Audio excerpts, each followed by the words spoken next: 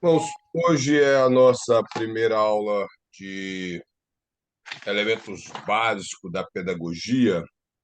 Creio que é de conhecimento dos irmãos a respeito do que é pedagogia, e o tema dessa lição, dessa matéria, seria elementos básicos da pedagogia, e um título seria Como o Senhor Jesus ensinou os seus métodos, sua didática, sua estratégia às Sagradas Escrituras. Então, nós vamos, bem dizer, estudar a respeito de boa parte daquilo que Cristo ensinou, a maneira peculiar que ele utilizou para ensinar, nos deixando exemplo. E, sendo assim, nós vamos basear a nossa maneira de trabalhar com a Bíblia, de trabalhar com o público, de exercer o ensinamento baseado na forma que Cristo deixou para nós. A maneira que ele utilizou a palavra de Deus com verdade, com sabedoria e, acima de tudo, com unção, para poder transmitir todo o conselho de Deus, todo o conhecimento de Deus, as instruções divinas, que era baseado no Velho Testamento. A Bíblia que Jesus usava é do nosso conhecimento, que é o Antigo Testamento. Na época de Cristo, o Novo Testamento ainda não estava formado. O Novo Testamento é coisa de formação do primeiro e segundo século da nossa era. Então, a Bíblia utilizada no período de Cristo e até mesmo dos apóstolos era o Antigo Testamento. Se você observar, quando Paulo fala que toda a escritura é divinamente inspirada, ele está se referindo ao Velho Testamento. Nenhum dos seus escritos, que o apóstolo Paulo foi o primeiro escritor do Novo Testamento, possivelmente a carta de Gálatas ou as suas cartas aos Tessalonicenses foi escrito primeiro. Então, mas Pedro já reconhecia os escritos de Paulo como escritos inspirados. Porém, o período de Cristo, ele, quando utilizou as escrituras para ensinar, sempre ele tirou todo o seu ensinamento baseado na lei, nos profetas e nos escritos, conforme Lucas, capítulo de número 24, nos apresenta que assim se encontrava a Bíblia do Velho Testamento, ou seria a Taná, chamado a Bíblia hebraica. Ela era dividida em leis, profetas e escritos. Então, ela tinha essas três repartições, e Cristo utilizou de todo o Velho Testamento para poder trazer instruções aos seus ouvintes no período dos seus ensinos.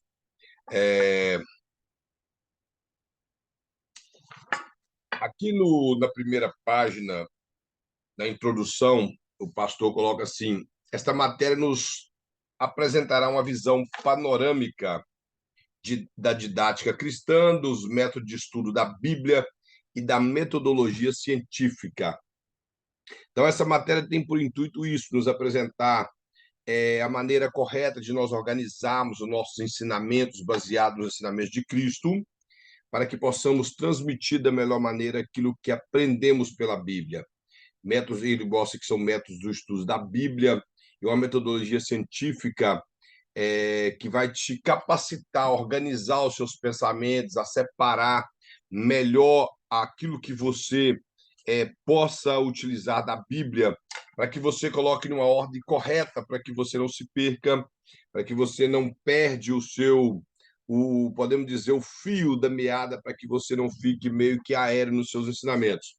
E o pastor tem por intuito mostrar aqui que o principal objetivo de Cristo nos evangelhos, como mostra, era o ensinamento. Então, isso tem muito valor para nós nos dias de hoje. Como estudantes de teologia, isso tem que ter primazia em nossas vidas, a área do ensino. Ele mostra que os elementos básicos da pedagogia cristã nos apresentarão os métodos empregados pelo Senhor Jesus Cristo quando esteve aqui na Terra, exercendo o seu glorioso ministério, ministério esse de ensino da Sagrada Escritura, qualificando-o como inconfundível e incomparável mestre. Então, irmãos, ninguém melhor do que o próprio Cristo para nos ser exemplo de um mestre que nós podemos tirar dele o exemplo principal para que nós venhamos aplicar em nossas vidas, para sermos também um bom mestre da palavra do Senhor. Então, o Senhor Jesus, irmãos, ele teve um ministério extraordinário de ensino. Se você observar o Evangelho de Mateus, ele apresenta Jesus como rei, e já logo após a tentação, após ele ser batizado, ter passado pelo processo da tentação no deserto, no capítulo 4, no capítulo 5 ele já inicia mostrando Jesus ensinando. E ele ensinava de maneira muito simples, porém com muita autoridade. Ele ensinava a palavra de Deus. Se você observar todo o capítulo 5 até o capítulo 7, ali houve ensinamentos da parte de Cristo de forma didática, mas também houve ensinamentos que ele utilizou a Bíblia do Velho Testamento para que pudesse transmitir uma mensagem para o povo. Então, por exemplo, quando ele mostra ali que bem-aventurado é os pobres de espírito, ou seja, pessoas humildes, ali não tem a ver com pobreza financeira, nada disso, tem a ver com humildade. Ele quer dizer o seguinte: bem-aventuradas as pessoas humildes, e porque eles verão a Deus. Bem-aventurados os que choram, porque eles serão consolados. As pessoas que choram ali parece que haver uma contradição, mas o chorar ali quer dizer as pessoas que choram pelos seus pecados cometidos e se arrepende que o Senhor vem consolar. Então, o público que ouvia Jesus naquele instante, todos eles tinham uma necessidade básica e Jesus falava de acordo com a necessidade. Se você observar, ali havia prostitutas, havia publicanos, havia os fariseus, os escribas, que se julgavam acima do conhecimento, acima de qualquer pessoa, se achavam melhores. Por isso que Jesus fala, bem-aventurado os humildes. E se encontrava também aquelas pessoas que eram desprezadas pela sociedade, como as prostitutas, os publicanos, que eram as pessoas mais desprezíveis para o povo judeu naquela época. Quando eles viam uma pessoa que era prostituta, eles desprezavam como se fosse cachorro. E os publicanos, eles tratavam como traidores. Então, Jesus mostra que bem-aventurado é os que choram, para mostrar que essas pessoas e essa linguagem eles entendiam que mesmo eles sendo pecadores como aquelas pessoas os viam, eles tinham direito a arrependimento e se eles lamentassem pelos seus pecados, eles poderiam ser perdoados. Então nós vemos que Jesus ele era mestre por excelência. Ele tinha essa preocupação de expor a palavra de Deus, de trazer o povo ao conhecimento da palavra de Deus, de levar o povo a entender o significado da palavra de Deus. Então, para nós hoje, irmão, a nossa preocupação como ensinador nas nossas igrejas locais é levar o povo a entender a palavra de Deus. Então, esse é o objetivo do ensinador. Que se nós formos ir para a igreja para falar que hoje nós temos um estudo bíblico e chegarmos na igreja e não expor nada da Bíblia para o povo, é inútil a nossa ida ali. Eu falo porque eu tenho 26 anos que sirvo ao Senhor, que conheço o Evangelho, já participei de muitos estudos bíblicos, irmão, que infelizmente eram uma tristeza. Chegávamos ali com vontade de aprender a Bíblia e voltávamos vazios do mesmo jeito, porque as pessoas não tinham preparo para chegar e ensinar o que é a palavra de Deus. Eles não tinham aquele preparo de separar uma porção da Bíblia, fazer, eu não vou dizer que fazer uma exposição bíblica, porque uma exposição bíblica requer um conhecimento mais amplo, mas ele poderia, pelo menos, utilizar a Bíblia. Muitas pessoas, às vezes, não utilizam a Bíblia, conta a história, fala de tantas coisas, mas não fala da Bíblia. E quando nós falamos que vamos dar um estudo bíblico, significa que tem que ser algo baseado na Bíblia e não um estudo baseado nas minhas experiências, nas minhas teorias, naquilo que eu penso, mas sim algo extraído da palavra do Senhor. Tem que ser algo que vem da Bíblia. Porque uma pessoa não tem como conhecer as Escrituras e tampouco conhecer a Deus se não for pela palavra do Senhor. Deus, ele se revelou na sua palavra. Então, a única maneira de nós aproximarmos de Deus, de entender um pouco quem é Deus da maneira que ele deixou escrito, é estudando a palavra do Senhor. E sabemos que nós, como estudantes de teologia, pessoas que ocupam o ministério na igreja, se dedicam mais, mas existem outras pessoas que não se dedicam tanto à leitura da palavra do Senhor. Tem, às vezes, o hábito de ler, mas não se dedica tanto como aquele que ocupa o ministério. Então, cabe àqueles que ocupam o ministério ministrar a palavra da maneira correta. E, acima de tudo, que hoje em dia uma parte muito grande dos cristãos não tem interesse pela palavra de Deus, e por que não dizer, boa parte de muitos obreiros não faz um bom uso da palavra do Senhor, não tem o hábito de fazer uso da palavra do Senhor, às vezes não interessa por fazer um curso teológico, para entrar numa aula de teologia, investir em livros. Então, isso faz com que essas pessoas tenham uma deficiência muito grande na área do ensino. Quando eu falo isso, mas eu falo com muito temor de Deus, não estou aqui criticando ninguém, mas nós vivemos num país onde a maioria dos obreiros não tem esse interesse. Nós temos muitos obreiros na América sem preparo, pessoas que foram consagrados por alguma razão, menos a razão do ministério que o Senhor nos concede, porque a Bíblia diz que ninguém toma para si essa honra, a não ser aquele a quem Deus chama, como fez com Arão, está lá em Hebreus capítulo 5.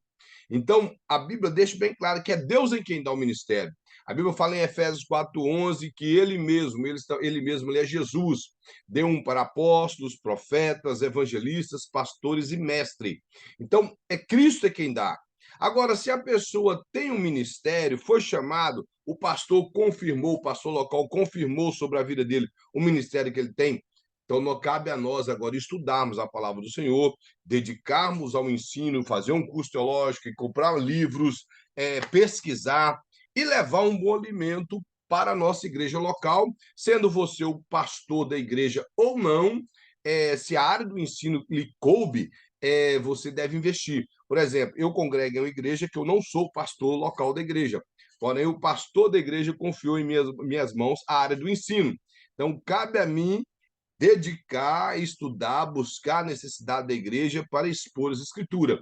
Eu, de forma alguma, tendo essa responsabilidade sobre mim, posso chegar na igreja passando qualquer coisa para o povo. Eu não sei se os irmãos aqui lembram, eu sou de uma época que a maioria dos estudos bíblicos que ocorria nas nossas igrejas, os pastores chegavam, infelizmente, por ter pouco preparo, eles abriam a Bíblia, falava que ia falar, por exemplo, sobre amor.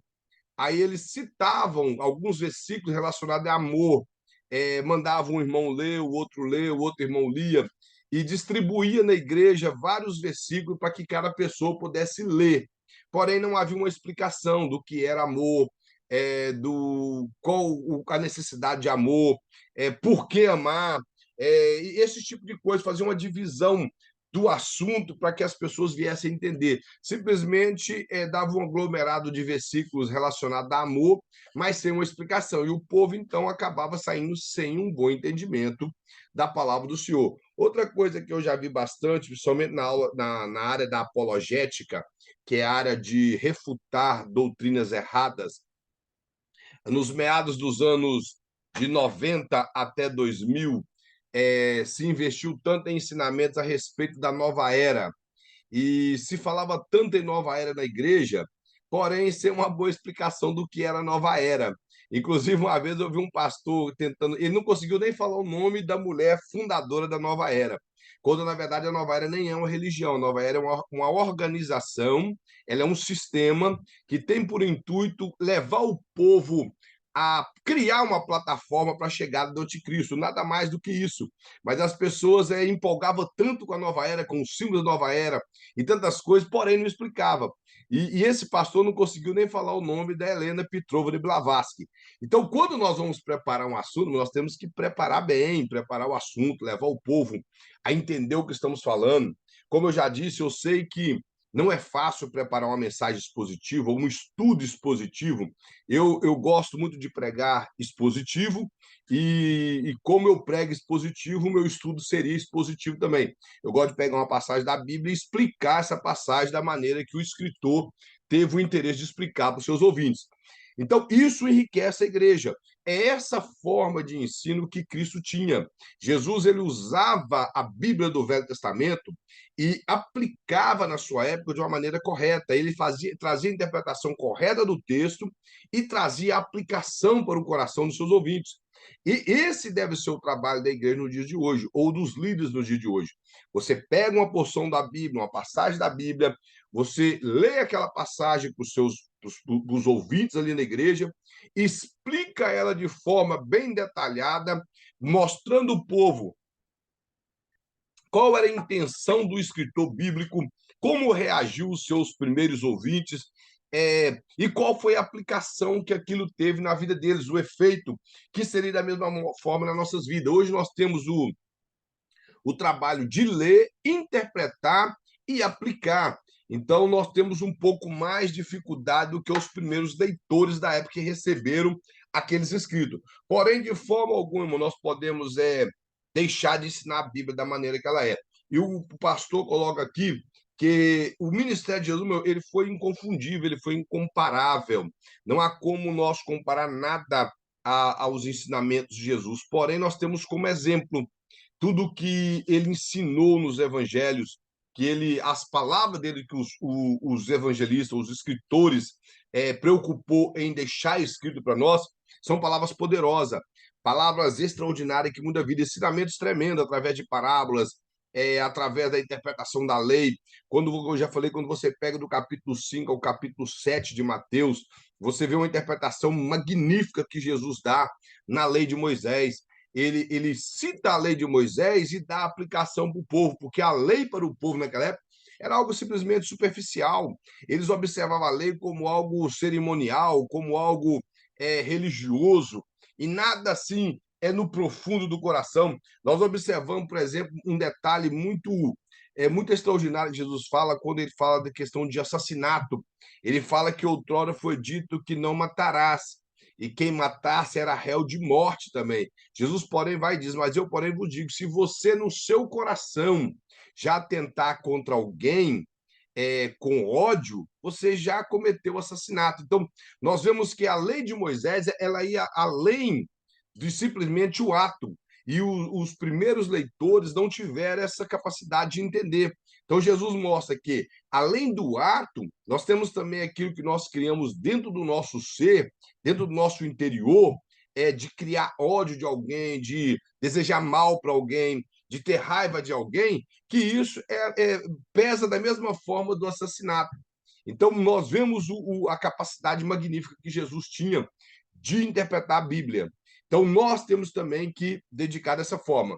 Aí, mais embaixo, no segundo parágrafo, o pastor coloca assim: conhecer a pedagogia do Senhor Jesus será, sem dúvida, um norte, um GPS, em especial aos vocacionados ao ministério da palavra. Então, ou seja, entender essa forma pedagógica que Jesus tinha para ensinar vai nos dar um rumo, vai nos dirigir para que o nosso ministério seja aprovado, para que esse ministério da palavra que o Senhor nos concedeu, ele venha a ter sucesso. Sucesso no sentido que eu estou dizendo, não que nós venhamos a ter sucesso, como muitos pensam, mas o sucesso de ter alcançado o objetivo que a palavra de Deus tem. Porque nós, de forma alguma, podemos lançar palavras aos ventos.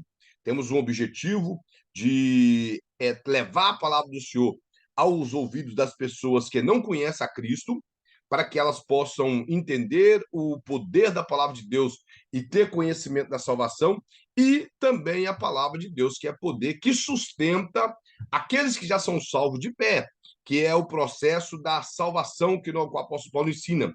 Porque nós passamos pelo processo da salvação da seguinte maneira: somos justificados através da justiça de Cristo, somos santificados através da palavra do Senhor e vamos ser glorificados por Deus na ressurreição ou transformação do arrebatamento.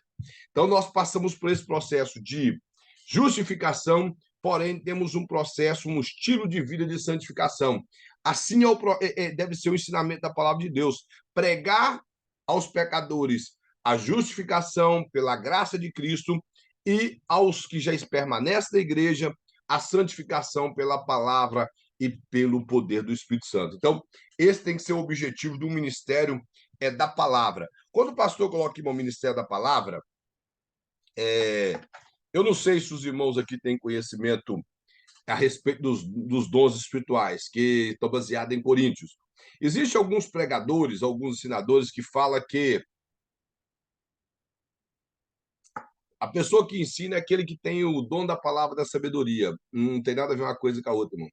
Nem da palavra da sabedoria, nem da palavra da ciência. Os dons espirituais, eles são esporádicos. O que é esporádico? Esporádico é algo que manifesta hoje e vai embora. Manifesta em alguns momentos e ele vai embora. Por exemplo, ninguém fala línguas estranhas em todo momento, ninguém profetiza quando quer. Então, o que seria o dom da palavra da sabedoria?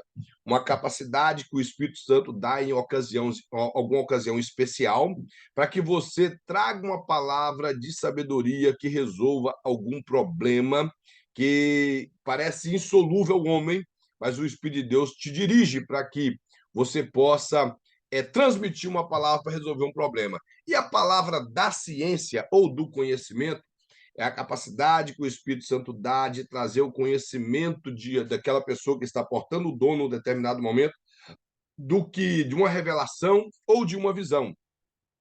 Resumindo, a palavra da ciência caberia o dom, que muitos chamam de revelação, e dom de visão. Então, os dons espirituais não têm a ver com quem prega. Ministério da palavra é algo que se aperfeiçoa. Dom já vem perfeito. Por exemplo, ninguém aperfeiçoa línguas estranhas. Ninguém aperfeiçoa interpretação de língua. Ninguém aperfeiçoa profetizar. Mas o ensinamento da palavra e a pregação, que são dois ministérios concedidos por Cristo, tem como aperfeiçoar. Você começa estudando a Bíblia, prega 10, 15 minutos, depois você está pregando 1 hora. Às vezes, os seus primeiros ensinamentos são através de um ensinamento temático. Você aborda um tema, divide o seu estudo em tema, depois você passa para um ensinamento expositivo, onde você pega uma passagem e explica ela toda. Porque você está desenvolvendo o seu ministério. Então, eu gostaria que os irmãos entendessem isso. O ministério da palavra, ele tem que a cada dia se desenvolver mais. Nada tem a ver com dom espiritual. Nem todas as pessoas, por exemplo, dons espirituais, todos podem ser usados em dons espirituais. Todos os crentes, tá? Entrega a todos os salvos. Mas o ministério da palavra, Jesus entregou apenas a alguns ou algumas irmãs. Nem todos na igreja têm a capacidade de ensinar, a não ser aqueles a quem Deus quis dar. Nós não sabemos por qual método ele usa assim. Ele, sendo Deus, ele faz como ele quer, nós não temos o que questionar. Ele confiou a alguns e a outros não, mas todos na igreja têm a sua validade, todos na igreja têm o seu benefício, têm algo que lhe foi confiado. Então, todas as pessoas na igreja têm algo para fazer, ninguém está ali inútil, mas coube a Cristo entregar a alguns o ministério da palavra, a outros o ministério do ensino, a alguns ele deu tanto o ministério da palavra como o ministério do ensino. Então, nós louvamos a Deus por causa disso. Mas o interessante é que nós, como vocacionados por Cristo, principalmente, eu não sei se você tem essa área do ensino na sua vida, ou da pregação, mas se você tem, que você desenvolva baseado principalmente na forma extraordinária que Cristo nos deixou de exemplo para ensino. A forma simples, a forma poderosa, a forma que ele alcançava os corações. Se nós observarmos, irmãos, eu não tenho nada contra pessoas que falam bonito, que expressam bonito, que tem uma boa retórica, uma boa oratória, pessoa que estudou, que tem um linguajar, como diz, igual Demóstenes de prata, ou é considerado até como João Crisóstomo, como boca de ouro, por falar tão bem. Eu acho isso extraordinário.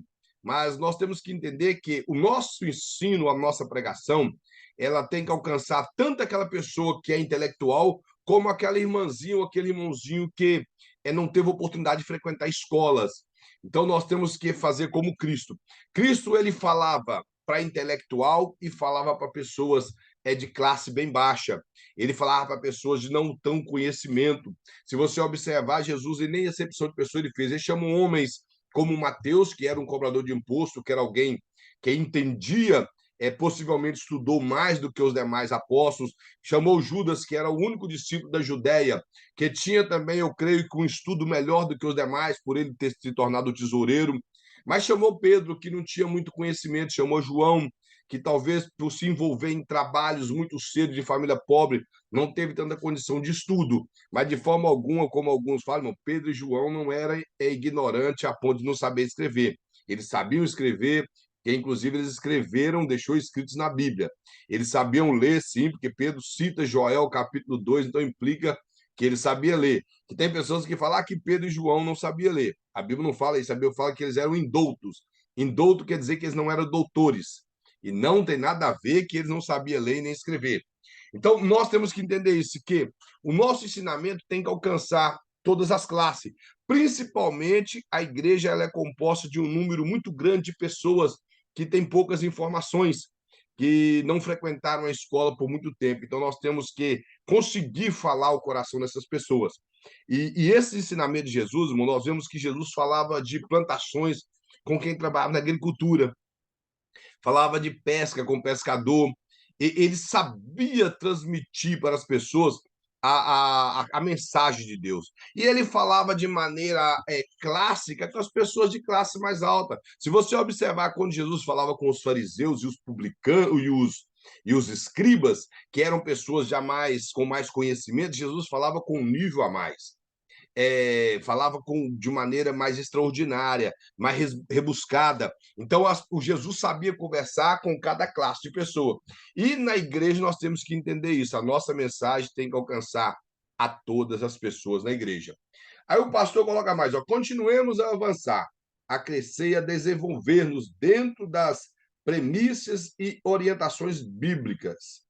Amamos o estudo da eterna palavra de Deus. O pastor quer mostrar, irmão, que como vocacionados por Deus, nós temos que a cada dia avançar mais, crescer mais na presença do Senhor, desenvolver o nosso ministério, como já disse, e, acima de tudo, baseado na palavra de Deus. Eu sempre costumo dizer, irmãos, eu mostro aqui para os irmãos, eu tenho uma biblioteca vasta. Eu tenho bastantes livros, muitos comentários bíblicos. Eu devo ter aproximadamente uns 10 a 11 livros de teologia sistemática. Eu tenho mais de 100 comentários bíblicos, eu tenho comentado o Novo Testamento inteiro, tenho livro de geografia bíblica, de arqueologia, livros, comentário judaico, vários outros livros. Eu tenho poucos livros que são chamados livros devocionais. Meu interesse pelos escritos são mais comentários bíblicos ou livro de personagens bíblicos, algo que acompanha a teologia. Esses livros devocionais, para mim, não tem nada contra quem usa, mas devido à minha área ser de ensino, eu dedico mais a comentários bíblicos. Então, eu investi nisso aí. E só que uma coisa que eu sempre falo na igreja e costumo dizer na aula do Média em Teologia é que nós não devemos partir dos livros para a Bíblia, e sim da Bíblia para o livro. Se você não tem tempo para dedicar à leitura de livros e da Bíblia, opta pela Bíblia. Estuda somente a Bíblia. Se você tem condição de estudar os dois, amém. Mas sempre lembrando, você parte da Bíblia para os livros. Nunca parte do livro para a Bíblia. Porque o livro é escrito por um teólogo, ele é nada mais, nada menos do que a teologia que ele aprendeu.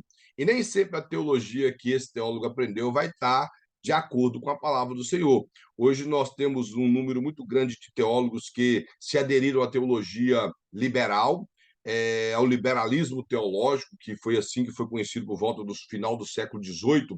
E esse liberalismo teológico tem por tendência a torcer a palavra do Senhor, tirar o poder da palavra de Deus, tentar pregar um Jesus que a história que nos revela pela Bíblia, até mesmo por alguns escritores compromissados, mostra que ele era grande profeta e Deus, mas, porém, esses escritores têm por tendência a falar que os discípulos de Jesus viam ele assim e outras coisas. Então, nós temos que tomar muito cuidado com alguns livros, mas, porém, se você puder examinar tudo, mas partindo da Bíblia para os livros, o seu ministério vai crescer a cada dia mais. Então, o pastor vai mostrar que nós devemos, acima de tudo, irmão, amar a palavra de Deus. Como ensinador, é impossível nós não amarmos a Bíblia se queremos ensiná-la. Ela sendo o nosso ponto de partida para todo o ensinamento doutrinário na igreja, porque se a Bíblia não é a base doutrinária de uma igreja, mas essa igreja está fora completamente dos padrões de Deus. A Bíblia tem que ser a base de ensino de uma igreja. Eu entristeço muito hoje em dia que muitas igrejas, irmão, têm colocado tantas coisas no lugar do tempo da palavra de Deus. Aqui na América, boa parte das igrejas já não tem um estudo bíblico. Eles ocupam toda semana com culto ou com entretenimento, e a palavra de Deus não existe estudo bíblico em muitas igrejas aqui. Eu estou dizendo que eu conheço muitas igrejas, tenho convívio com muitos pastores aqui, que as igrejas deles não têm estudo bíblico. Eles têm culto segunda, quarta, sexta, domingo, costuma ter sábado, ou às vezes a semana inteira, ou tem 2 cultos somente na semana, mas não preocupa em ocupar como estudo bíblico. Às vezes é o desinteresse, a falta de preparo. Eu lembro que quando eu conheci o pastor Luiz, eu conheci o pastor Luiz Prestes por meados do, possivelmente 2009, 2010, eu conheci o pastor Luiz Prestes. E o pastor, ele pertencia a uma igreja, que essa igreja não tinha estudo bíblico. E eles colocaram na mão do pastor Luiz Prestes a área da escola bíblica dominical. Eu não pertencia a essa igreja, eu sempre fui assembleano, essa igreja não era da Assembleia, e na escola bíblica dominical, que hoje não tem mais escola bíblica nessa igreja, o pastor Luiz Prestes ele preparava a escola, dava uma escola com muita autoridade, com o poder de Deus e com um excelente ensinamento, como nós todos conhecemos o pastor Luiz. Mas sabe quantas pessoas que iam na igreja? Umas 9 pessoas. A igreja no culto tinha mais de 300, 400 pessoas. Mas no estudo bíblico era 9, muito 11, e o próprio pastor não ia nessa escola bíblica dominical. Então, é um desinteresse muito grande hoje em dia aqui na América pela área do ensino. E nós vemos igrejas que vivem de movimentos, vivem de entretenimentos, quer entreter os jovens, quer entreter os cultos, colocando teatro, colocando dança, colocando tantas coisas, e quando vai pregar a Bíblia, sobra 15 minutos, 10 minutos para a pregação bíblica. Irmãos, eu, há mais ou menos meados dos anos de 2009, eu fui numa igreja convidado por um amigo evangelista em Everett, e fui na igreja desse pastor. Quando eu cheguei na igreja, os dois amigos meus, um era evangelista, o outro era presbítero, me deu uma oportunidade para dar uma palavra. E como era uma palavra, eu falei 5 minutos e voltei a palavra para eles, porque era só uma saudação, como tem costumes a Assembleia de Deus. E esse rapaz, depois ele passou para o pastor. O pastor começou a cantar e cantou 1 hora e meia, tocando teclado e cantando, tocando e cantando. E quando deu 5 para as 9, ele falou que já havia tido uma pregação, que foi, ele falou, o nosso irmão evangelista Kleber pregou, e eu não tinha pregado, eu dei uma palavra de 5 minutos, eu tenho certeza, não passou de 5 minutos. E ele disse que então não precisava de uma pregação. E quando eu terminou o culto, eu falei com o irmão, ele tinha acabado de ir na igreja, eu falei, sai dessa igreja que tem pecado aqui no púlpito dessa igreja. Eles pegaram e falaram, não, pai, eu falei, tem pecado. Igreja que não tem Bíblia tem pecado. Eu falei assim, quanto você tem? Um mês. Eu falei, qual foi o dia que vocês viram uma pregação que durou pelo menos 15 minutos? Ele falou, não tem. Eu peguei e falei assim, então tem pecado. Uma igreja que não tem Bíblia, ela tem pecado nela. Aí, com pouco tempo, infelizmente, uns 2, 3 meses, descobriram os pecados do pastor embananado na internet, mais um monte de coisa desagradável aos olhos do Senhor. Então, infelizmente, o desinteresse pela palavra de Deus é muito grande, porque a palavra de Deus, irmão, quando ela é aplicada, ela é ensinada, ela nos aperta, ela requer que nós venhamos a despojar de coisas que desagradam ao Senhor. Ela nos mostra que nós precisamos de deixar determinadas coisas para trás. E são coisas que, para o nosso desejo humano, é gostoso. E são coisas que parecem ser boa para nós, para a nossa carne. Então, a palavra de Deus, quando é aplicada, se muitas pessoas não aceitam, porque quando você conhece a palavra de Deus, eu de uns anos para cá, irmão, de uns 5 anos para cá, eu coloquei na minha cabeça que eu ia estudar as cartas de Paulo de maneira expositiva. E eu nunca apanhei tanto na minha vida da Bíblia como eu apanhei estudando o apóstolo Paulo. Eu acho que qualquer cristão que estuda o apóstolo Paulo é impossível não tomar umas boas chicotadas. Quando nós entendemos que, infelizmente, irmão, nós fazemos muitas coisas erradas pelo fato de, às vezes, não conhecer bem a palavra do Senhor. E eu já, por muitos anos, eu vinha lendo as escrituras, vinha lendo, e resolvi, falei, dessa vez eu vou estudar os escritos de Paulo de maneira mais minuciosa. E comecei a estudar, foi daí que eu dediquei o meu coração de passar a ensinar a Bíblia de forma expositiva. Que o apóstolo Paulo nos deixa um compêndio doutrinário da sua carta aos Romanos, a Filemon, de uma maneira magnífica. Ele foi, sem dúvida nenhuma, o intérprete de Cristo. Ele conseguiu entender tudo o que Cristo quis ensinar e deixou nos seus escritos. Então, nós avançamos no nosso ministério quando nós passamos a amar a palavra do Senhor, a dar valor à palavra do Senhor. Nas nossas igrejas, se somos pastores locais, dá tempo para o ensinamento da palavra, dá tempo para a pregação. Quando somos obreiros que estamos ali do lado do pastor e nos é confiada a área do ensino, esmerilhar no ensino, o apóstolo Paulo fala em Romanos 12 que a quem é dada a área do ensino, que se esmerilhe no ensino. Esmerilar é você se gastar, é você dar o melhor seu no ensino, é você debruçar na palavra de Deus, mergulhar nos livros, entender realmente a mente de Deus que está contida na Bíblia, o que ele pensa a respeito do seu povo.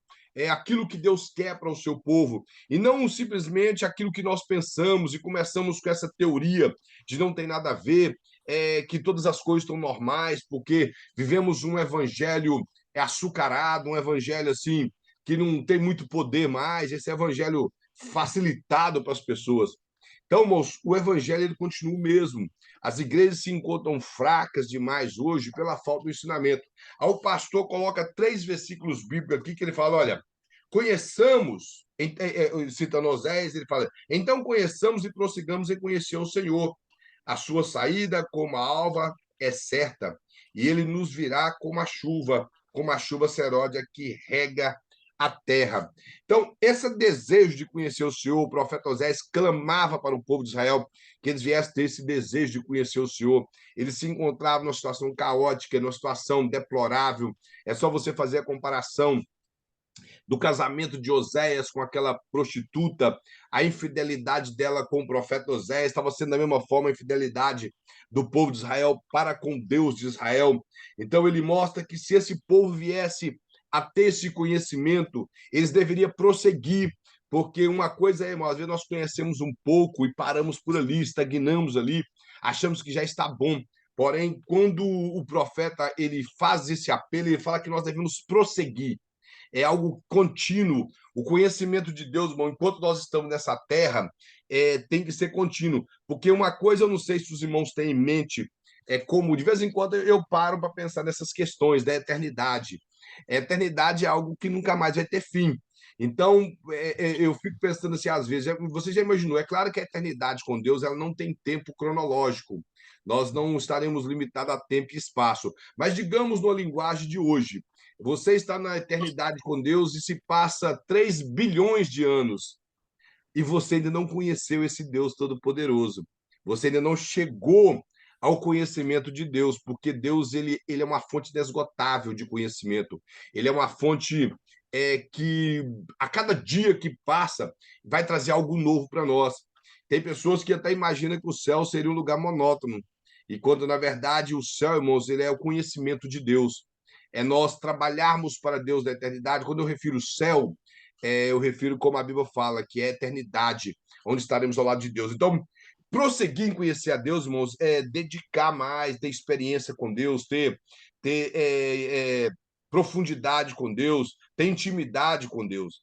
Eu fico olhando, irmãos, nessa questão de prosseguir em conhecer o Senhor, são da vida de algumas pessoas que eles não têm experiência com Deus. Eu não sei se os irmãos já viram aquelas pessoas que contam a experiência de outras pessoas, mas ele mesmo não tem. Ele nunca aconteceu nada na vida dele, ele só conta a experiência de outros.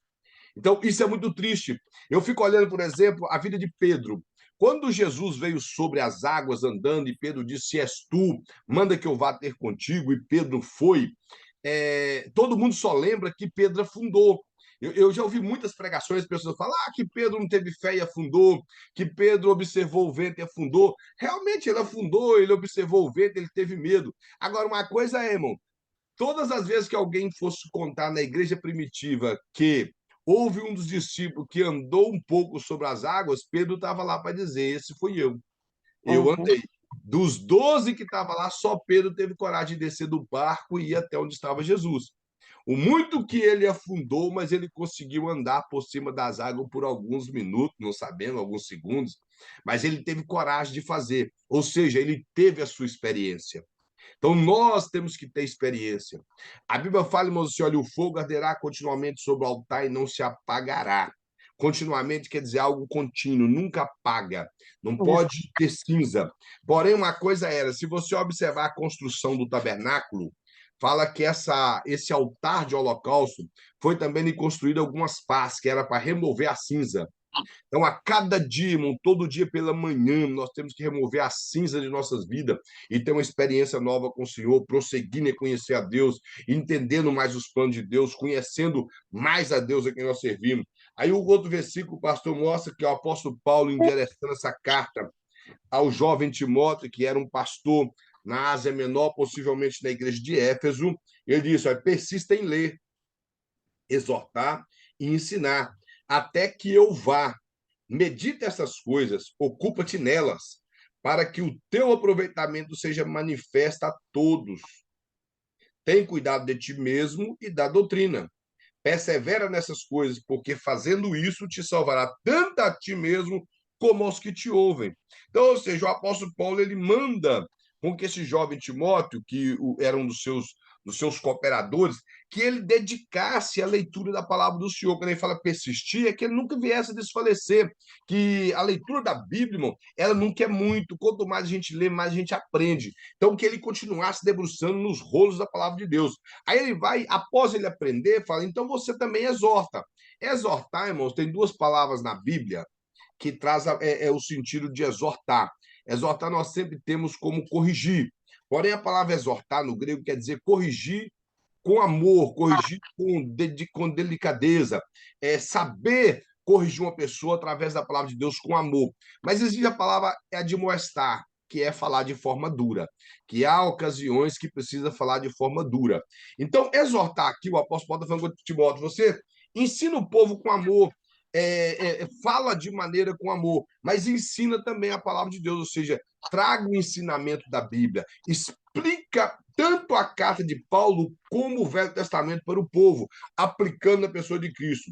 Aí ele fala: até que eu vá, porque o apóstolo Paulo tinha interesse de ir à igreja de Éfeso, porém ele deixou Timóteo ali por um espaço de tempo, não sabemos quanto tempo foi, que Timóteo permaneceu na igreja de Éfeso, mas Paulo ele endereça essa carta para fortalecer Timóteo. Ele vai falar: medita essas coisas, ocupa-te nelas, que é na palavra de Deus, para que o teu aproveitamento seja manifesto a todos. Irmãos, o apóstolo Paulo mostra que Timóteo, como um bom ensinador da Bíblia e uma pessoa que estudava a Bíblia, toda a igreja veria isso. A igreja, eles se preocupariam em imitar a pessoa de Timóteo, eles se preocupariam, eles veriam em Timóteo um líder aprovado, alguém diferente. Agora, se nós olharmos os líderes que não têm dedicação à palavra de Deus, eles não preocupam em estudar a palavra de Deus, como que alguém vai ver ele como um bom líder? O apóstolo Paulo fala que isso era aproveitamento e manifesto a todos. Então, todas as pessoas viam isso em Timóteo. E as pessoas têm que ver isso em nós. Tem que ver que você é um bom ensinador, que você dedica a palavra de Deus, que você busca a palavra, que você ama a palavra de Deus. Vai falar mais. Persevera nessas coisas, porque fazendo isso te salvará tanto a ti mesmo, ou seja, o conhecimento que nós temos da Bíblia nos ajudará a afastar do pecado, a vencer o pecado, a continuar, como o apóstolo Paulo mesmo fala, desenvolver nossa salvação, e também aos que nos ouvem. Então, quando nós entendemos, somos salvos, guardamos a palavra, transmitimos, as pessoas que nos ouvem também interessarão pela palavra de Deus e serão salvos. Outro versículo que o apóstolo mostra aqui está em 2 a Pedro, capítulo 3, versículo 18, versículo bem conhecido que todos sabem, falando: esquecer na graça e no conhecimento de nosso Senhor Jesus Cristo, e a ele seja dada glória, assim agora como no dia da eternidade. Amém. Uma coisa interessante, Moquinho, esse versículo é frequentemente citado nas igrejas, ou até por alguns pastores pentecostais. Eu sou pentecostal, tá, irmãos? Quando eu falo assim, eu sempre gosto de deixar claro: eu sou pentecostal, sou da Assembleia de Deus, toda a vida fui assembleiano, do Pentecoste clássico, gosto, sou batizado com o Espírito Santo, creio nos dons espirituais, creio nos sinais, e graças a Deus essas coisas acompanham o ministério. O Senhor, pela infinita misericórdia, me agraciou com o ministério, tanto da pregação como o ministério do ensino, e eu creio em tudo isso. Porém, infelizmente, há no meio do povo pentecostal uma interpretação muito errada desse versículo. Eles falam crescer na graça e no conhecimento. Crescer na graça, irmão, não é crescer no poder de Deus. Não, não tem a ver com isso. O apóstolo Pedro está exortando o povo aqui da sua época. Quando ele fala crescer na graça, se você observar, ele estava ensinando a respeito da perseverança dos cristãos permanecer de pé diante do Senhor. Então, quando ele fala crescer na graça, no favor de Deus, que as pessoas estavam acostumadas assim, somos salvos pela graça, tudo é ao favor de Deus, tudo é a graça. Então, ou seja, graça quer dizer favor de Deus, todo o favor de Deus. Quando se aplica à salvação, é o favor imerecido. Mas a graça, aqui no sentido aqui, é todo o favor de Deus. Nós temos que crescer, ou seja, confiar, acreditar que tudo parte de Deus, que todo favor vem de Deus, que tudo está na mão dele, porém, nunca deixar de buscar conhecimento. É isso que Pedro diz, crescer na graça, ou seja, depende do favor de Deus, está certo, mas crescer também no conhecimento. Nós não podemos pensar assim que tudo é favor de Deus, então eu não preciso estudar. Quando eu chegar na igreja, Deus vai abrir um rolo lá e eu vou conseguir trazer um ensinamento bom para a igreja, uma boa pregação. Não, de forma alguma, irmão. Crescer na graça, ou seja, esteja dependente do favor de Deus, mas cresce também no conhecimento. Dedica no esmerilar da palavra de Deus. De forma alguma nós podemos. Eu já ouvi isso muito, irmão, que esse pregador que falava antigamente. O negócio é só chegar no púlpito e abrir a boca que Deus fala. Porque está escrito no Salmo 81, abra sua boca que eu te encherei. Nossa, isso não existe. Aí assim, porque Jesus falou que o Espírito nos fará lembrar de todas as coisas. Nós só lembramos daquilo, irmão, que nós estudamos. Se eu não estudei, eu não tenho como lembrar, eu não tenho como recordar daquilo que eu nunca li, daquilo que eu nunca vi. Então, o Espírito Santo ele está incumbido de nos capacitar a recordar dos ensinamentos da palavra do Senhor quando nós dedicamos ao ensinamento. Então, crescer na graça é isso, é você sempre ser dependente do favor de Deus, porém dedicando ao ensinamento da palavra do Senhor.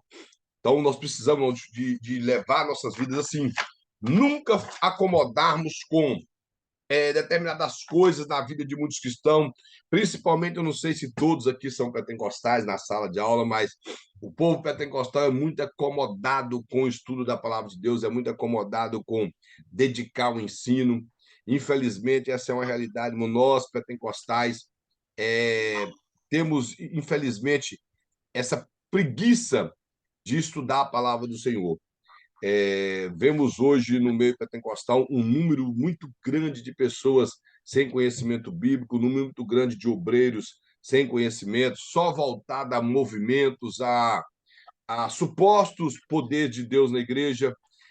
Tem desenvolvido, irmãos, nesse meio neopentecostal, igrejas que têm voltado a ritos judaicos, voltado a determinado manifestações de culto que não é culto bíblico, agregando coisas a culto que não faz parte do culto, e daí por diante. E como eu já disse, irmão, uma agenda muito grande é um culto de domingo e um pouco tempo para a palavra de Deus. E eu já vi um pregador uma vez dizer que, quando ele chegou numa igreja, o pastor falou com ele que ele tinha 15 minutos apenas para pregar. E 15 minutos, irmão, não dá para fazer nenhuma introdução. Teve um dia desse para trás aqui na América que o pastor Hernandes Dias Lopes esteve aqui. Todos aqui conhecem Hernandes Dias Lopes, fala assim, Cabão.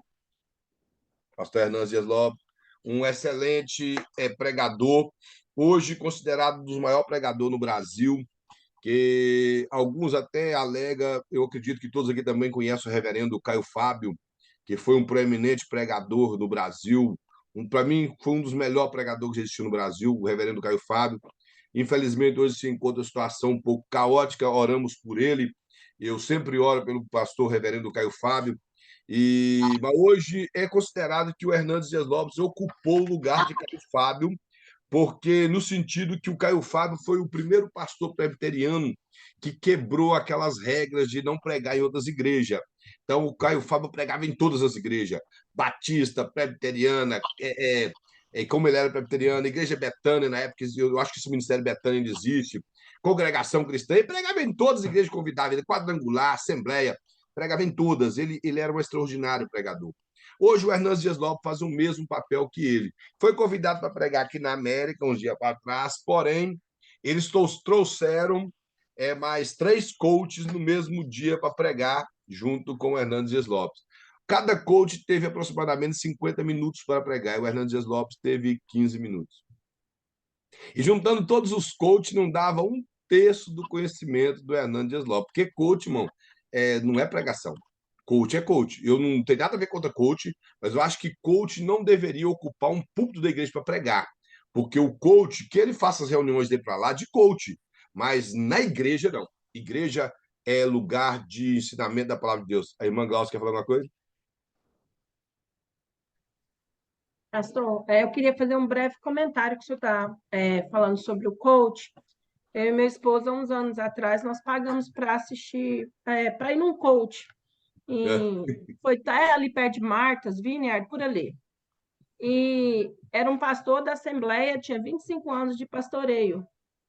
Mas quando nós chegamos lá, nós voltamos tão decepcionados, nós jogamos o material fora. Eu estou só compartilhando isso com os irmãos, porque isso é uma coisa muito séria. Séria. Porque a gente foi, porque ele falou que ele era um pastor, inclusive ele falou que ele era assembleiano, e ele falou para o meu esposo assim, que o meu esposo tinha que deixar algumas coisas, porque quando terminou lá, ele sentou e foi beber no hotel com a esposa dele. E então, tipo assim, eu e minha esposa entramos em choque, eu me arrumei uma dor de coluna, na coluna lá, acho que foi muito espiritual o que eu passei, sabe, no meu físico. E assim, eu só queria compartilhar com os irmãos assim, a gente perdeu um dinheiro, não foi investimento, Uhum. sabe? E não estou aqui citando o nome do pastor, entendeu? Mas era um pastor que ele falou que ele foi 25 anos da Assembleia de Deus. E ele pregar aquilo que ele pregou lá, assim, foi horrível. Ele colocou as pessoas para vestir uma roupa que tinha a nota de US$ 100, sabe? Então, aí a gente foi embora. E É fomos embora. vergonhoso. Isso é Então, vergonhoso. realmente, ó, é que o senhor falou, eu acho que o coach não tem que envolver com pastoreio, não tem nada a ver coach com, entendeu? Porque muitos pastores estão usando esse negócio de coach. Sim. E isso aí, para mim, é algo assim, eu até esqueci como é que fala agora, tipo, algo que está no escondido. Porque quando você vai ver, a profundeza do negócio não tem nada a ver com Bíblia, nada, nada a ver com a palavra de Deus, nada. Tá? Eu só queria deixar isso aí para os irmãos, que a gente teve uma experiência muito ruim com o coach. Mas é a verdade. Infelizmente, tem surgido dentro da Assembleia de Deus alguns pastores coach. Tem surgido dentro das igrejas da Assembleia de Deus, infelizmente, a Assembleia de Deus tem tomado um rumo um pouco vergonhoso ultimamente. Eu sempre, quando eu falo, irmãos, eu gosto de falar da Assembleia de Deus. Eu sou da Assembleia de Deus, sou da vida, então eu não falo de quadrangular, não falo da Bahia, eu falo da Assembleia de Deus. Tem tomado um rumo vergonhoso. Alguns pastores até que eram admiráveis antigamente, hoje está tomando esse rumo de coach. A maioria dos coaches que vem aqui, que aluga alguma casa, algum lugar para poder, algum salão, é só para levar dinheiro. São mercenários que querem levar o dinheiro do povo, não estão preocupando com o alimento que vai te dar, com o que você vai ouvir. Muitas pessoas vão lá nesses encontros e voltam destroçados para o seu ministério, para o seu pastor, às vezes machucado, porque houve tanta asneira, e sem contar que boa parte desses coaches ele tem por objetivo desconstruir o que a palavra de Deus constrói, que é verdade. Então, são muitos, muitos hoje em dia. E traga esse ministério, eu não vou falar ministério, porque ministério é uma coisa muito séria, tem trago isso para a igreja, que para mim, pessoas assim, irmão, são falsos profetas. Que o falso profeta é a pessoa que utiliza a Bíblia, que é verdade, porém ele utiliza ela como mentira, para querer parecer verdade para o povo, enganando o povo de Deus, simplesmente para benefício próprio. Todos os coaches têm preocupação com o seu bolso e não com almas. Todos os coaches. De todos os coaches que vêm aqui, irmão, que aluga salão, que aluga casa, que aluga. 900, US$ 1.000 por pessoas para ir lá. É por aí. Muito Aí eu fico dinheiro. pensando, pagar para ir ver uma criatura pregar. Como disse, se fosse pagar para ir ver Jesus pregar, irmãos, era maravilhoso, mas nem isso acontecia. Jesus não cobrava, ele até dava. Ele até dava pão para o povo. Aí, hoje em dia, esses camaradas fazem isso. Eu, irmão, vou, por exemplo, pastor Luiz Pérez está fazendo um congresso de escatologia. A gente vai lá pagar para ajudar o trabalho e tal coisa. Isso é uma coisa. Mesmo assim, se vocês observar, nada é preço exorbitante. Agora, tem um congresso da nossa igreja, aniversário da igreja, não tem que se cobrar para entrar lá, não existe isso. Não existe, aniversário da igreja, já tem que dar $50, $100, não. Se a igreja convidou um pregador, que a igreja custia a passagem, é, o hotel, se o pregador resolve ficar na casa, que custia a despesa do pregador. Alguns estipula preço, que eu também não sou a favor. Eu acho que a igreja tem que ter o compromisso de dar uma boa oferta para o pregador. Se um pregador estipula preço para mim, ele nem presta. Ele pode ser o pregador que faz cair fogo do céu, mas se ele estipula preço para mim, ele está por fora. Eu, particularmente, eu nem convido. Prefiro que ele venha, digamos que ele pede $500, e talvez eu daria 1.000. Tiraria 1.000 do caixa da igreja para dar ele, mas se ele falou $500, eu já falo, então você nem presta para mim. Eu acho que pregador ele tem que pregar a palavra do Senhor sem dar preço, que a igreja tenha um compromisso. Eu entendo que a Bíblia diz que quem é do altar vive do altar, que o obreiro é digno do seu salário, mas de forma alguma eu ficar dando preço, e sem contar que os preços desses pregadores, até os supostos pregadores, está sendo muito alto. Eles vêm aqui para a América, eles pedem 1.000, 1.200, 1.500, $3.000 para pregar na igreja.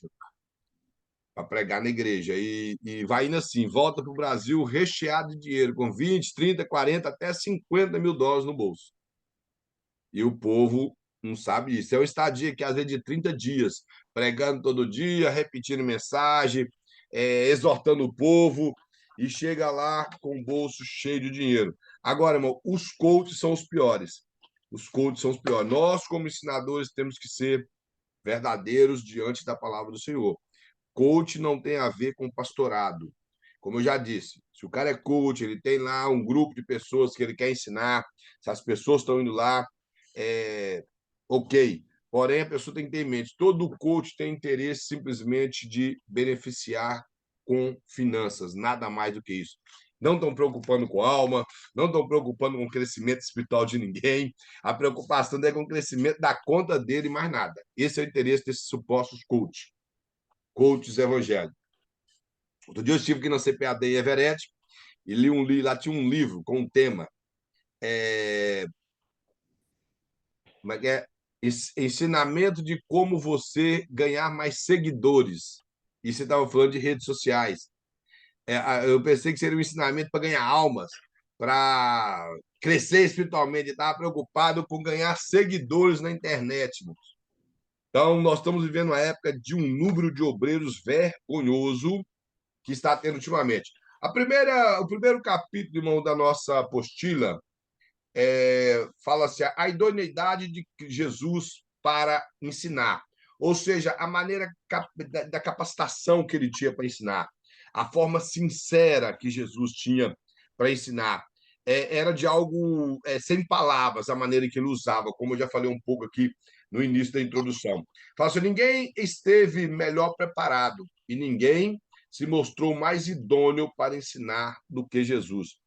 Na época de Jesus, quando Jesus surgiu aí na história do primeiro século, por volta do ano 30 a 31 da nossa era, porque se Jesus, possivelmente, talvez no ano 29 ou 30, que se Jesus nasceu no século 3 ou 2 antes de Cristo, possivelmente ele iniciou seu ministério por volta do ano 28 a 29. E Jesus surge num período onde a religião judaica era perfeita.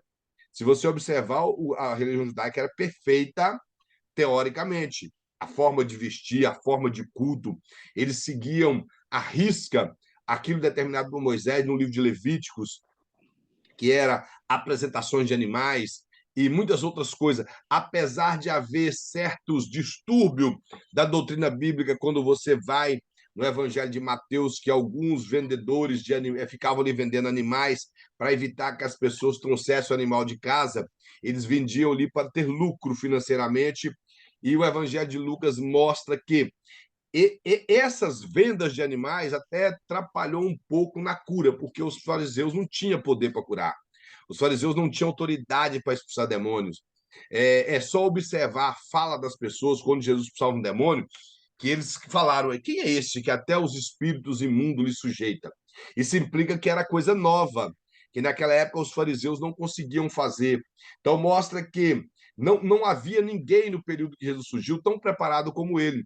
O muito que tinha homens capacitados, versados na lei de Moisés, como o próprio Nicodemos, porque foi o próprio Jesus que disse que ele era mestre em Israel.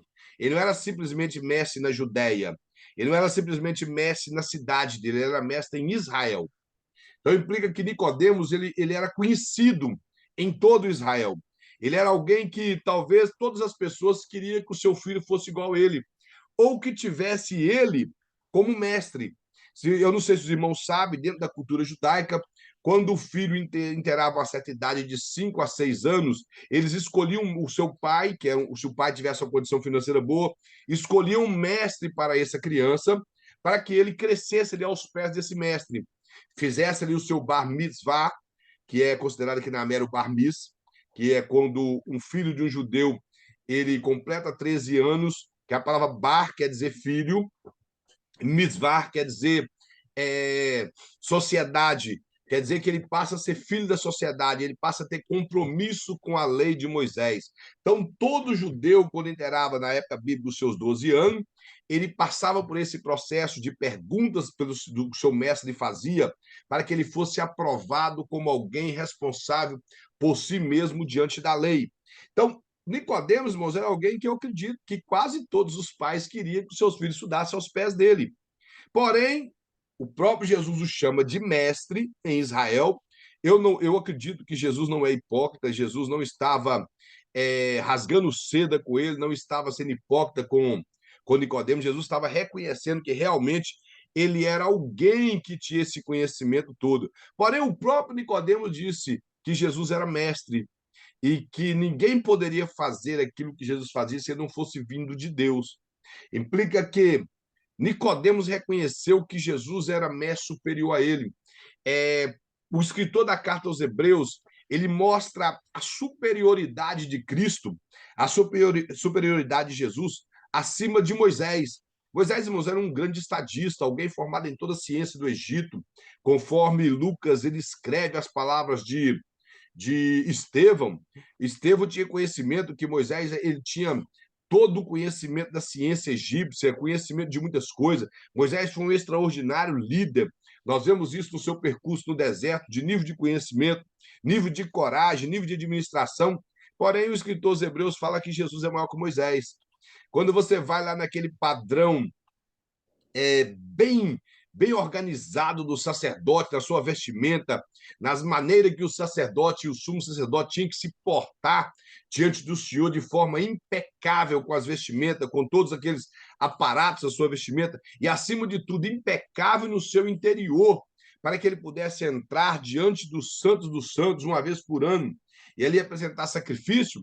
O escritor aos Hebreus mostra que Cristo, sendo o nosso sumo sacerdote, entrou de uma vez por todas no Santo do Santo, que é o céu, apresentou o seu próprio sangue diante de Deus, se fazendo maior do que os sacerdotes na terra. Ele mostra que Jesus era maior do que os anjos e, acima de tudo, maior do que a lei.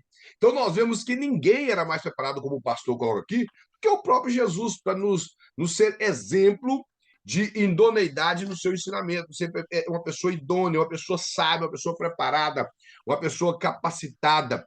E, acima de tudo, irmãos, a palavra idôneo, além de ser a palavra ser traduzida como capaz ou capacitado, tem a ver também com sincero, com verdadeiro. Então, ou seja, uma pessoa idônea é uma pessoa capacitada, porém ele não deixa de falar a verdade. Se ele é capacitado no ensino, os seus ensinos têm que ser verdadeiros. De forma alguma, nós podemos torcer a Bíblia ao nosso bel prazer ou para agradar A ou B, como nós vemos nos últimos tempos. Pessoas agradando os pregadores, agradando os supostos pastores, para que ele nunca perca aquela oportunidade de subir aquele púlpito, porque não tem preocupação com o ensinamento da Bíblia, sim como vai desenvolver seu ministério se ele pregar a verdade e eles fecharem a porta para ele. Bom, o nosso ensinamento tem que ser verdadeiro, indiferente de que agrade ou não os ouvidos de muitas pessoas. Aquelas pessoas sinceras que querem morar na eternidade com Deus, essas pessoas se ouvirão a mensagem com verdade. Agora, se nós formos pregar um evangelho barateando a graça, pregar um evangelho que não mostra santidade, o evangelho que o homem se sente confortável com o erro, o evangelho que o homem sente à vontade. Charles Spurgeon disse, irmão, que a ovelha ela cai na lama uma vez, porém ela levanta e se limpa. Agora, o porco, ele gosta de viver na lama. Charles Spurgeon disse isso.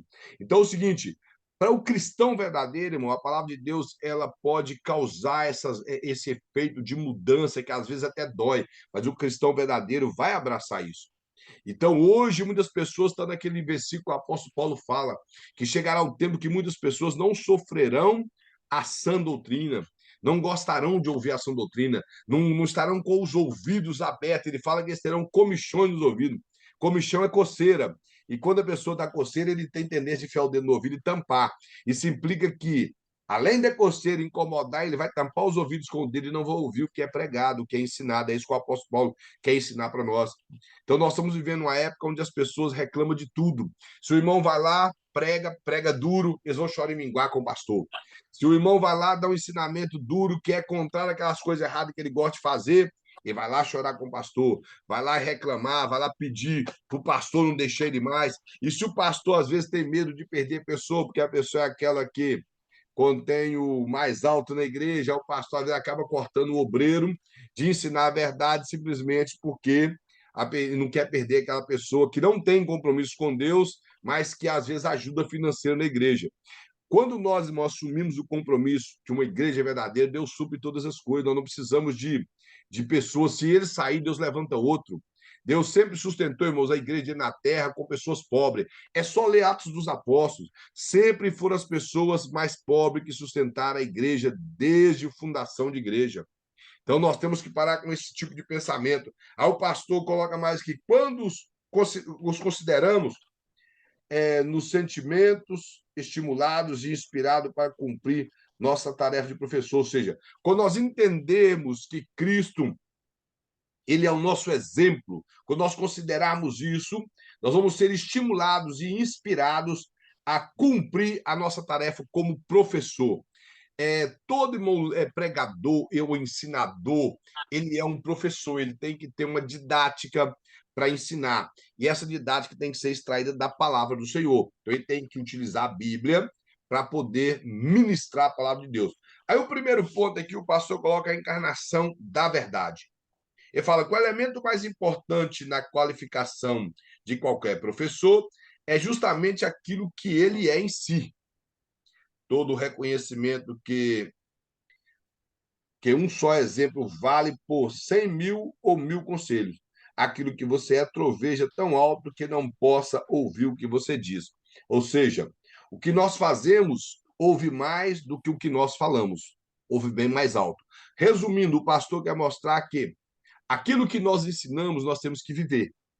Nós não podemos passar para frente aquilo que nós não vivemos, porque as pessoas irão ver que nós não estamos portando de acordo com o padrão que nós ensinamos, nós estamos apenas cobrando, estamos sendo hipócritas, então as pessoas observarão isso. Agora, quando você porta de maneira impoluta diante daquilo que você ensina. Se você ensina que não se deve falar mal e você vigia na sua língua, se você ensina contra as pessoas que são contendeiras na igreja, você não participa de grupinho, se você ensina que as pessoas não devem ser mexeriqueiras e você não vive metendo a colher na vida dos outros, então as pessoas irão ver. Ele ensina que não pode ser mexeriqueiro, mas ele não mete o dedo na vida de ninguém. Ele ensina que panelinha não é coisa de Deus e nós não vemos ele criando tumulto na igreja. Então, tem que ser assim, irmãos. O que nós pregamos, o que nós ensinamos é o que nós vivemos. Nós não podemos falar de coisas que não está enquadrado dentro da nossa vida espiritual, porque as pessoas não irão dar crédito ao que falamos. Então, nosso ensinamento, primeiramente, tem que ser aplicado em nossas vidas. Nós temos que tomar cuidado com o que nós ensinamos. Exemplo, eu vou dar um exemplo aqui, irmãos, que entristece. Eu estou falando que eu já conheci demais obreiros no Brasil. Aqui na América, na verdade, eu não conheci aqui obreiros assim.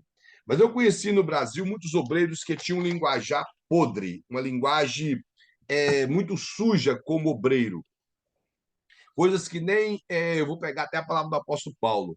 O apóstolo Paulo, escrevendo aos Efésios, ele fala que as pessoas que praticavam esse tipo de conversas, nem nas trevas, ele estava querendo dizer que nem os ímpios falava igual. Que até os ímpios não pronunciavam palavras tais como esses. Então, às vezes, eu conheci alguns pastores do Brasil que tinham determinados tipos de trocadilhos com palavras trazendo algum gracejo sujo.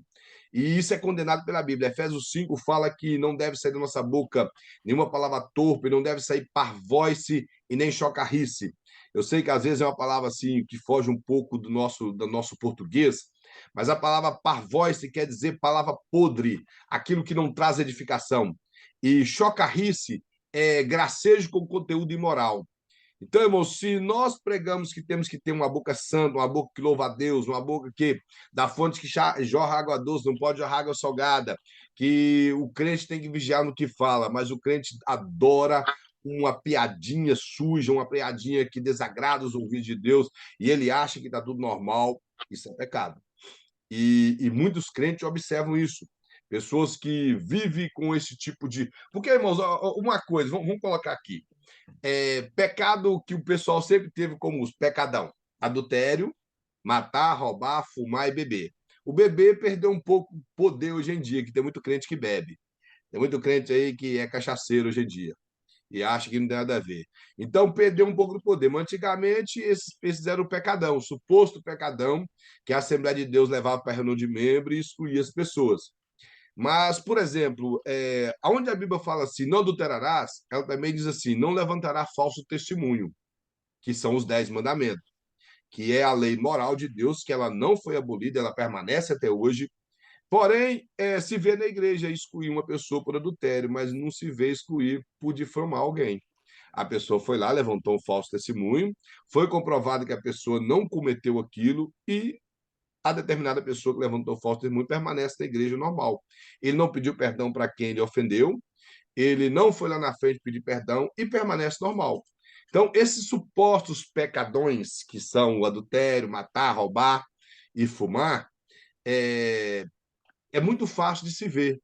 Agora, o pecado da língua, o pecado do ódio, a falta de perdão, a negligência com as coisas de Deus, a pessoa que fica procrastinando as coisas, que é adiando as coisas de Deus, isso tudo é pecado.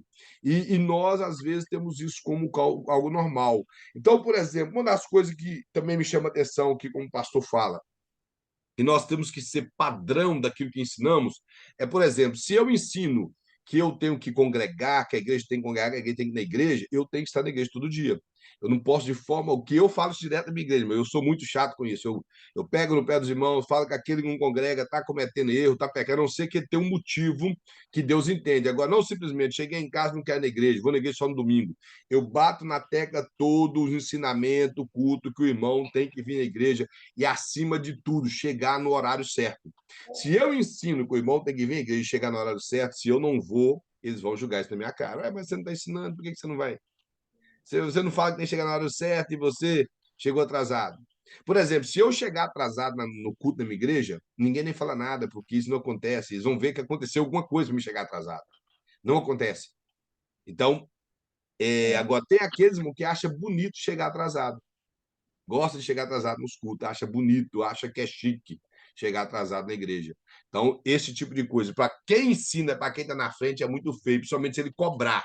Então, o pastor quer mostrar que aquilo que nós fazemos, ele causa um som bem mais alto do que aquilo que falamos. O que nós falarmos deve refletir naquilo que nós fazemos, que as pessoas observam. Ele está cobrando, ele está ensinando, mas ele pratica o que ele está ensinando. Ele não fala mal de ninguém, por isso ele pode ocupar com isso aí. Ele não senta em roda de escarnecedor para escarnecer das coisas de Deus, por isso ele está pregando contra o escarnecedor. Ele não vive com palavras torpes na boca, por isso ele está pregando contra. Ele é uma pessoa que não faz panelinha, ele não gosta, então ele está pregando contra a panelinha por causa disso. Então, esse tipo de coisa, irmão, nós temos que viver aquilo que pregamos. É só ler Esdras, capítulo 7, versículo 10. O escritor do livro de Esdras fala assim: Esdras propôs no seu coração em buscar a lei do Senhor, em aplicá-la no coração e em ensiná-la. Primeiro ele buscou, ele dedicou a estudar, depois ele aplicou na vida dele e depois que ele foi ensinar. Então, nós temos que alimentar primeiro a nós mesmos. Eu não sei se isso acontece com os irmãos, boa parte das vezes que eu vou preparar uma mensagem para pregar, essa mensagem fala comigo primeiro. Todas as vezes que eu vou preparar uma escola bíblica dominical, ela fala comigo primeiro, ela entra no meu coração primeiro, naquilo que eu preciso mudar, naquilo que me edificou. Então, ela me edificou primeiro para que eu possa passar para a igreja. De forma alguma, eu posso chegar na igreja falando que o irmão não pode adulterar, que adulterar é pecado. Vai continuar sendo pecado, é claro, mas eu não posso estar vivendo uma vida de adultério e falando que os irmãos não podem adulterar. Irmãos, estão compreendendo? Então, a minha vida tem que ser padrão daquilo que eu ensino, e o pastor mostra aqui que assim foi com Cristo. Ele foi padrão em tudo. As pessoas podiam olhar para ele, que se você observar no final de cada evangelho, eles não tinham do porquê crucificar Jesus. Simplesmente tiveram que inventar mentira. O próprio Pilatos diz o quê? Por invejas vocês o entregam a mim. Eles não tinham nada. Pilatos examinou Jesus. É, o rei Herodes examinou Jesus e ele não tinha nada que lhe condenasse. Então, Jesus ele era perfeito em toda a sua maneira de viver. Aí, mais embaixo, cá no finalzinho, o pastor coloca assim, ó, é o peso do machado que faz penetrar mais fundo na árvore que se quer derrubar. Por isso, o professor da escola bíblica dominical deve ser alguma coisa para poder eficientizar, dizer alguma coisa. A vida do professor é a vida do seu ensino. Mas em cima ele fala assim, ó, a influência inconsciente é mais poderosa do que a consciente. A palavra do professor só chega até onde as protege a força propulsora de uma vida piedosa. Ou seja, aí ele deu o exemplo da questão do machado. Ele só vai penetrar de acordo com o peso dele e a força que você coloca. Assim, a palavra de Deus, ela só pode penetrar profundo pelo peso que ela tem de acordo com a vida que nós levamos. Aí, quando Carlos Finet fala, a vida do professor é a vida do seu ensino, ou seja, se observa a vida de quem ensina bem mais do que as suas palavras. A pessoa vai andando e as pessoas vão observando. Um dos exemplos, por exemplo, está aqui, pedagogia, não é que nós estamos falando? A palavra pedagogia, ela vem do grego como pai da gogos. Pai da gogos quer dizer aquele que pega pela mão e instrui. Porém, não é você simplesmente indicar, é você caminhar junto com quem você está instruindo.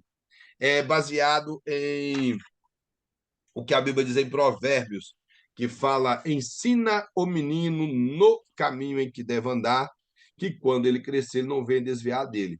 É ensinar no e não o. Porque quando você ensina o, você indica o caminho, no, você está nele. Então, o pedagogo é aquele que está instruindo a pessoa, segurando na mão dela.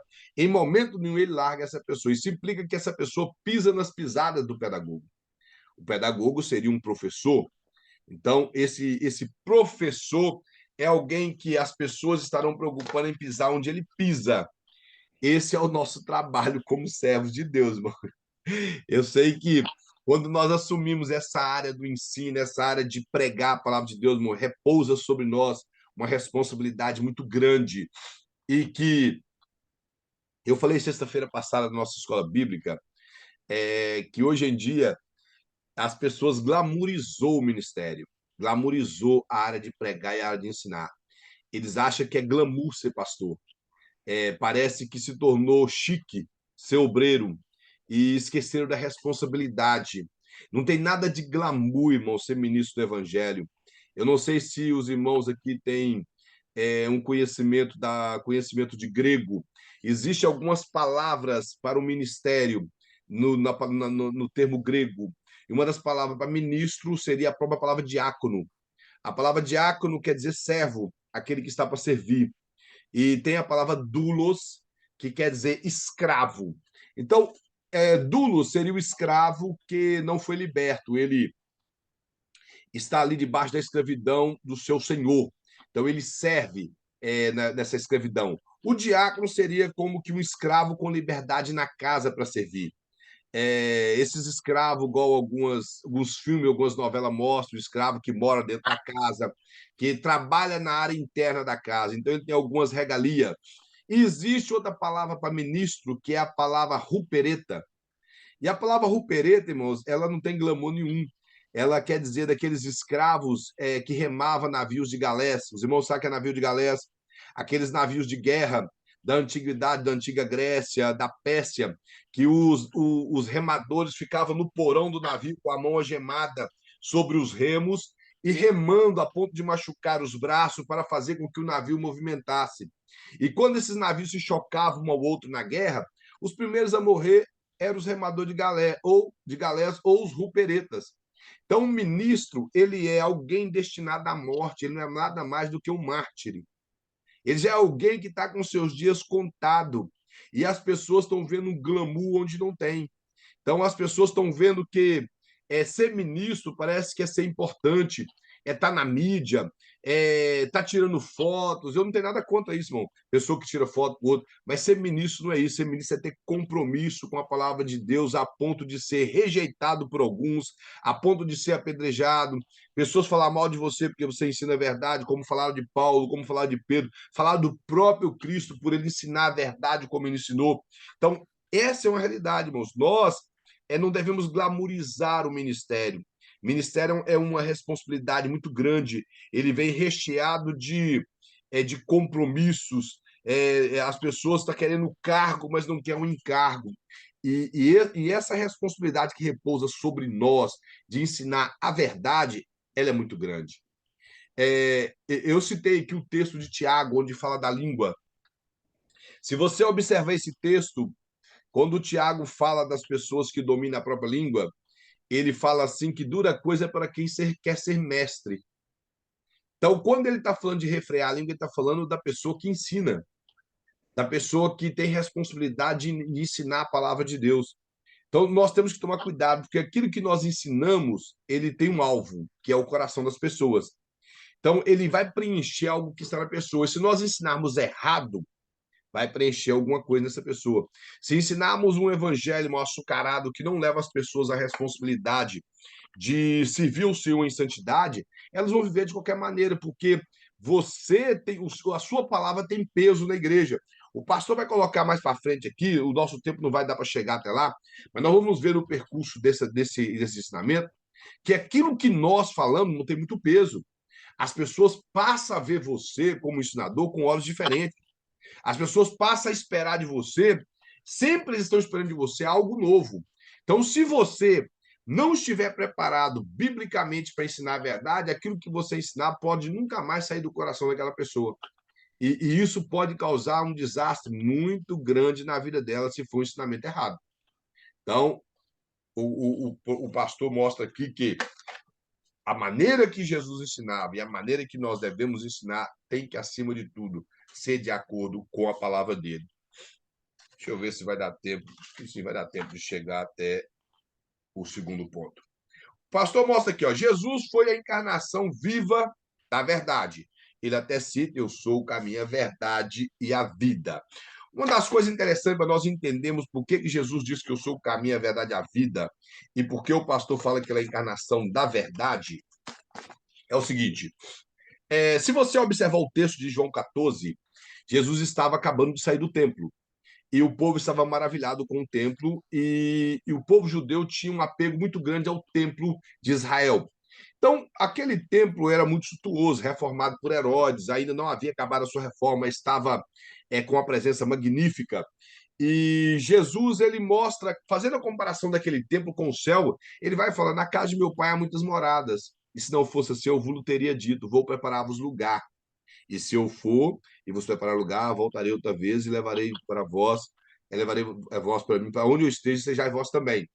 Aí no versículo 6 ele começa a falar, um dos seus discípulos, Natanael, fala: mostra-nos o Pai, e porque eles tinham aquele interesse por causa da Arca da Aliança, que já estava até perdida, ela não existia mais no templo de Zorobabel, reformado por Herodes, ela não estava ali atrás do segundo véu, e ele pede para revelar o Pai. Jesus vai e se mostra como o próprio Pai. Ele fala assim: quem vê a mim vê o Pai. Aí Jesus mostra que ele é o caminho, a verdade e a vida.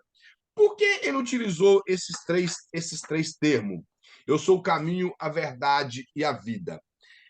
O tabernáculo, antes de passar todos os utensílios do tabernáculo para o templo de Salomão, aquela entrada do tabernáculo, o tabernáculo era cercado de 60 estacas, 20 de cada lado, 20 do lado direito, 20 do lado esquerdo, e 10 na frente e 10 atrás. dando um total de 60 estacas, simbolizando que essas 60 estacas, 6 sendo o número do homem, simbolizando que o homem estava separado de Deus.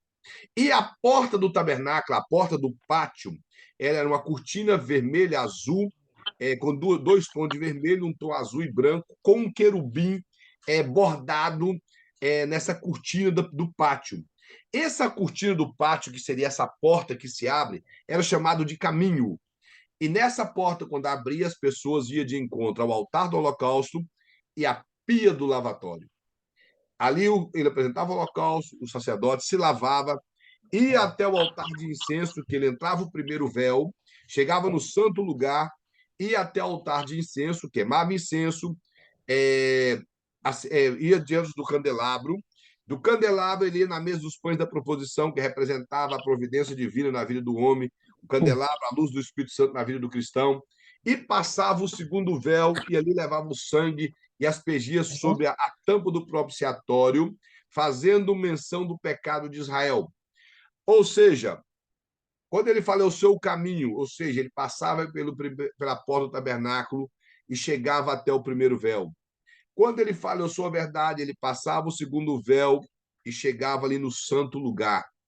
E a vida, ele chegava diante da Arca da Aliança.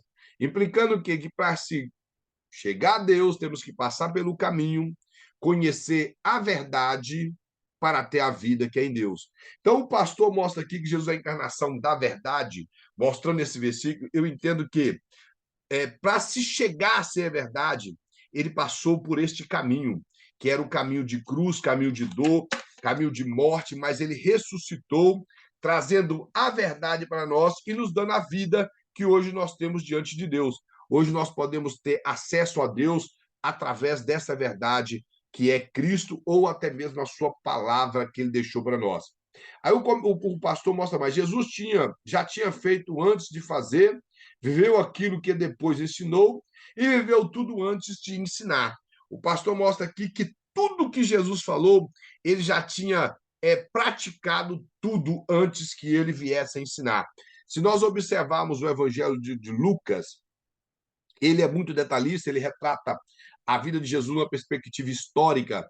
E nessa perspectiva histórica de Lucas, ele mostra o nascimento de Jesus com mais detalhe, ele mostra Jesus aos 12 anos, já no templo, possivelmente ali fazendo o seu bar mitzvah, diante dos líderes daquela época, dos líderes judaicos, dos grandes doutores da lei, e ele respondendo todas as interrogações deles e fazendo interrogações que eles não tiveram como responder de forma tão sábia, de forma tão extraordinária.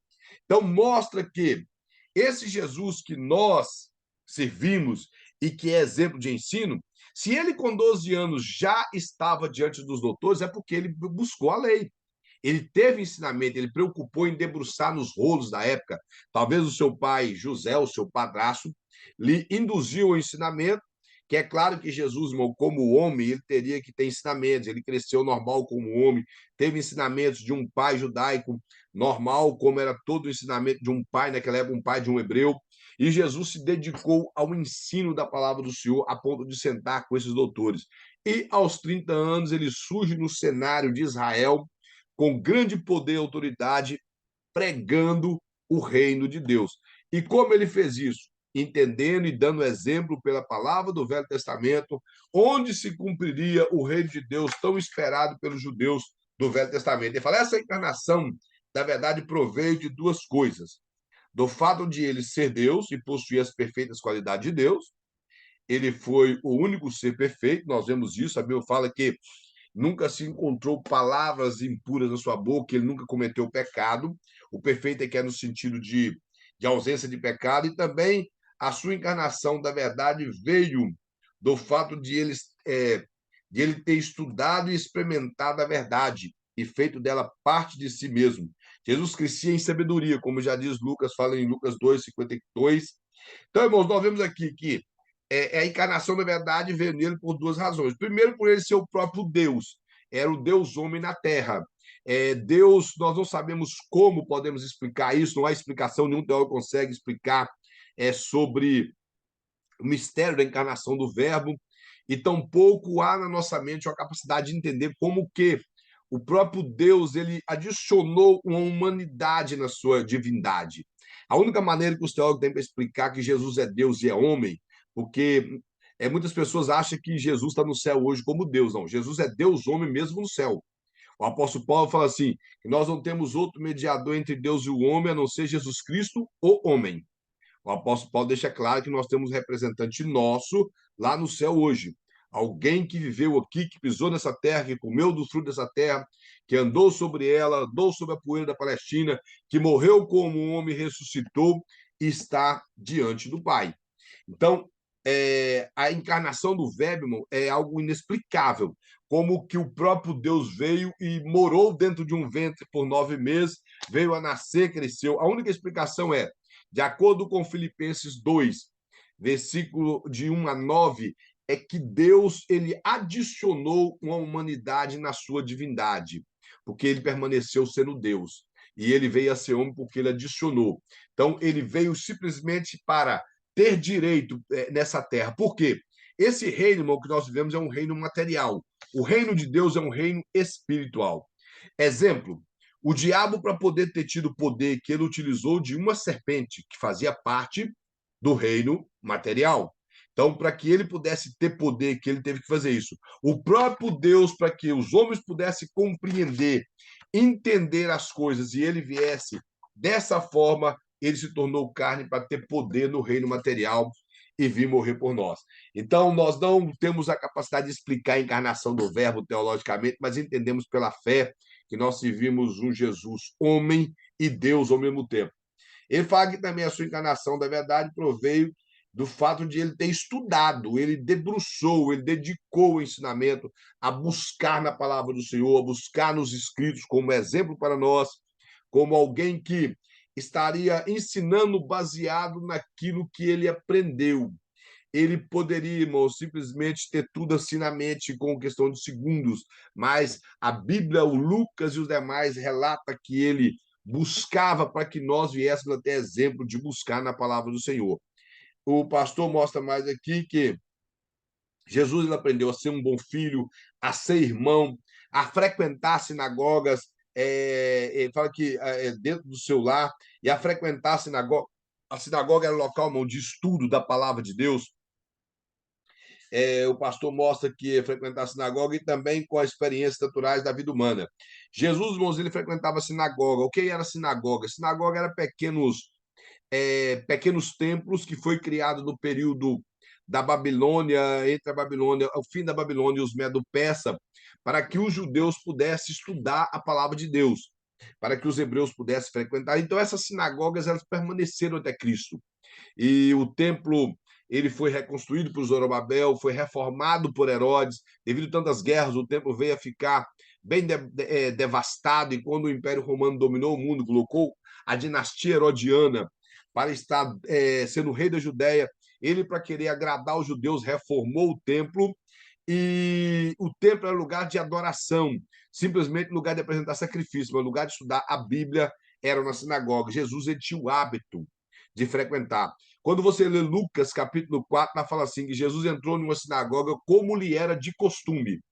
Se era de costume é porque ele tinha esse hábito de todos os sábados ir à sinagoga para poder estudar a palavra de Deus. Fala que ele experimentou tentações e ambição por poder.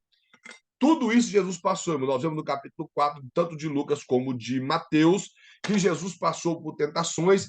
Dessas tentações lhe foi oferecido poder, que é algo que hoje tenta muito o homem, esse desejo de poder, desejo de ser independente, principalmente de ser independente de Deus, que foi o que fez com que a queda do diabo viesse a acontecer, a queda de Lúcifer, e a queda do próprio homem, esse interesse de independência, de não estar prestando conta a Deus, causou a queda do próprio homem, quando a serpente lhe instigou ao desejo de ser igual a Deus. Ser igual a Deus queria dizer que seria independente de Deus, não necessitar de nada de Deus. Isso causou nele esse desejo. Porém, o diabo, ele perdeu ao tentar Jesus, tanto lhe causando essas coisas, causando... Quando ele fala que Jesus podia transformar as pedras em pães, irmão, é claro que Jesus podia, nós sabemos que ele podia transformar pedras em pães. Porém, Jesus não fazia milagre para benefício próprio, tão pouco para se mostrar.